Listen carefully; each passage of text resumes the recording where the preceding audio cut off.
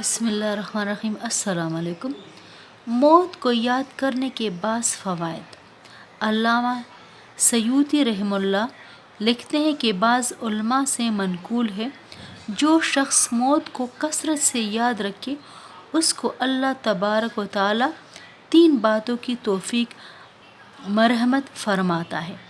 اگر اس سے کوئی گناہ ہو جائے تو وہ جلد از جلد توبہ کر کے گناہ معاف کرانے کی کوشش کرتا ہے، کہیں توبہ کے بغیر موت نہ آئے۔ پہلا فائدہ یہ ہوا۔ دوسرا فائدہ، موت کو یاد رکھنے والا حرص و طمع میں مبتلا نہیں ہوتا، بلکہ جو کچھ بھی میسر آ جائے اسی پر راضی رہتا ہے، اور یہ قناعت اسے طبعی سکون اور دلی راحت عطا کرتی ہے۔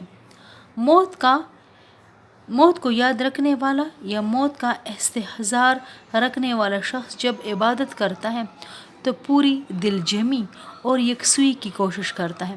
اس دل جمی کی 2 وجوہات ہوتی ہیں۔